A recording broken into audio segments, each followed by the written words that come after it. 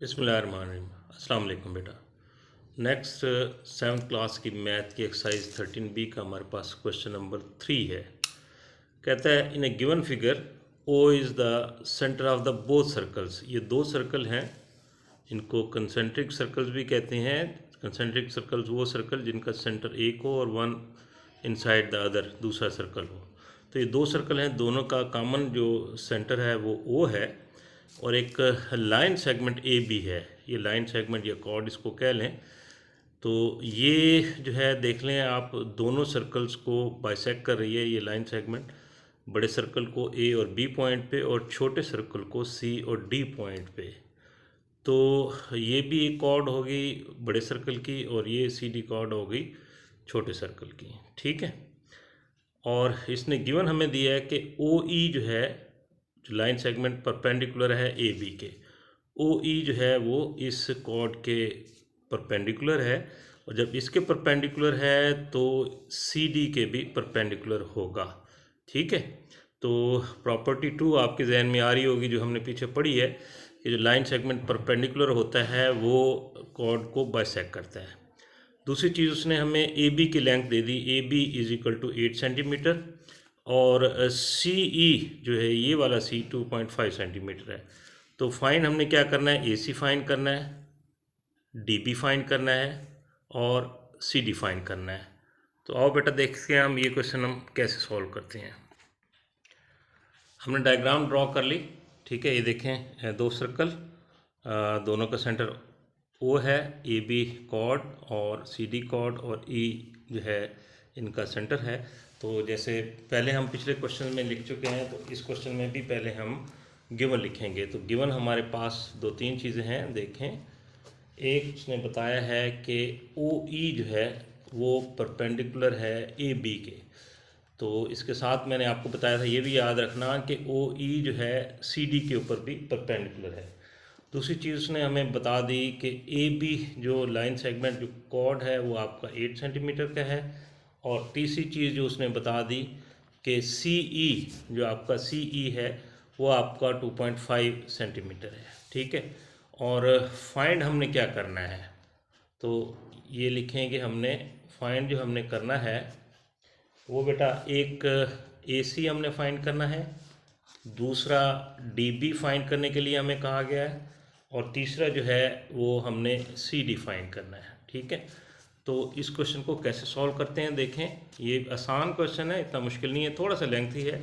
तो हम दो कॉलम बना लेंगे। एक साइड पे लिखते हैं हम स्टेटमेंट, ठीक है, और दूसरी साइड पे जो स्टेटमेंट होगी उसकी हमने रीज़न वगैरह जो भी हमने लिखनी है वो लिख लेंगे, ठीक है।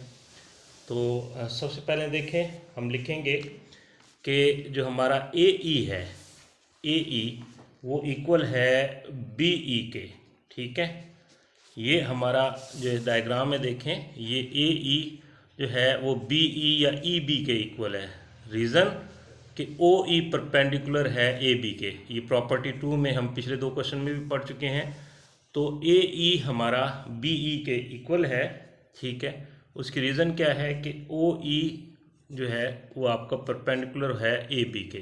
तो प्रॉपर्टी 2 आप पढ़ चुके हैं, कोई लाइन सेगमेंट परपेंडिकुलर हो किसी कॉर्ड के ऊपर तो उसको बाइसेक्ट करती है। तो उसने बाइसेक्ट कर दिया ए ई को बी ई के, यानी दोनों आपस में ये बराबर हैं, ठीक है।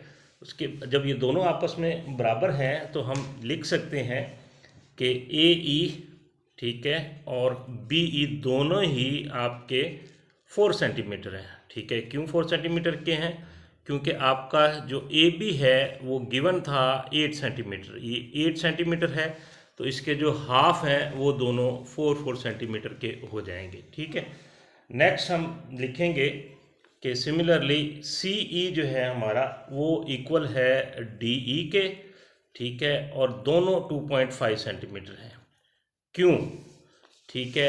अब ये पहले भी मैंने आपको बताया था, चूँकि ओ ई परपेंडिकुलर है ए बी के तो ओ ई सी डी के ऊपर भी परपेंडिकुलर है, क्योंकि सी डी ए बी का हिस्सा है और इसके ऊपर परपेंडिकुलर है। तो ये सी डी को बाइसेक्ट करता है, यानी सी ई और डी ई आपस में बराबर हैं। लेकिन सी ई गिवन में उसने दे दिया 2.5 और दोनों अगर आपस में बराबर हैं यहाँ पे तो ये 2.5 सेंटीमीटर, डी ई भी 2.5 सेंटीमीटर हो गया। तो इसकी लॉजिक भी हमने लिखनी है, हम लिखेंगे ओ ई जो है वो परपेंडिकुलर है आपका सी डी के। ठीक है, अब देखें, अब हमने जो चीज़ें फाइंड करनी है उनकी तरफ वन बाय वन जाएंगे। सबसे पहले हम ए सी फाइंड कर लेते हैं। तो ए सी जो है बेटा हमारा, ये देखें डायग्राम में, ये ए सी, ये हमारा ए सी है, ये फाइंड करना है। अगर हमारे पास ए बी लेंथ है और उसमें से ये बी सी सॉरी ए ई की लेंथ है, तो ये सी ई उसमें से माइनस कर लें तो हमारे पास ए सी आ जाएगा। तो हम लिखेंगे ए ई माइनस सी ई। ठीक है, तो इसके बराबर है हमारा ए सी। तो ए ई की लेंथ हम फाइंड कर चुके हैं, यहाँ पे देखें 4 सेंटीमीटर है, और सी ई की जो लेंथ है वो गिवन थी 2.5 सेंटीमीटर, ये माइनस कर देंगे तो हमारे पास जो ए सी आ गया वो आपका 1.5 सेंटीमीटर आ गया। इसको बेशक रिजल्ट नंबर 1 आप कर लें। ठीक है, नेक्स्ट हमने इसी तरीके से फाइंड करना है आपका D B. D B diagram में देखें बेटा, डी बी अगर हमने फाइंड करना है तो हम बी ई में से ई डी या डी ई को माइनस कर लें तो डी बी हमारा आ सकता है। तो हम लिखेंगे बी ई, ठीक है, माइनस, ठीक है, B E minus D E या ई डी। ठीक है, अब बी ई भी हम फाइंड कर चुके हैं, यहाँ पे देखें बी ई हमारा 4 सेंटीमीटर है और डी ई फाइंड कर चुके हैं, ये भी 2.5 सेंटीमीटर। इनकी वैल्यू लिख देंगे 4 माइनस 2.5 सेंटीमीटर। ठीक है, तो हमारा जो डी बी आ गया अगेन वो भी हमारा 1.5 सेंटीमीटर आ गया। तो ये रिज़ल्ट नंबर 2 हमें मिल गया।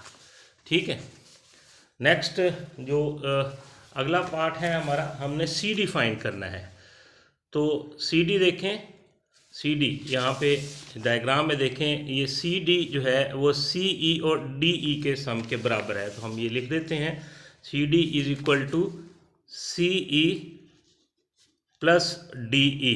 ठीक है, और यहाँ पे सी ई जो है हमारे पास ये गिवन है 2.5 सेंटीमीटर। ठीक है, और डी ई हमने यहाँ पे फाइंड किया था 2.5 सेंटीमीटर, तो वो भी हम लिख देंगे। तो ये दोनों को सम कर लेंगे तो सी डी हमारा आ जाएगा 5 सेंटीमीटर। तो ये रिज़ल्ट नंबर 3 हो गया। ये तीनों चीज़ें जो हमने फाइंड करनी थी वो हमें मिल गई हैं।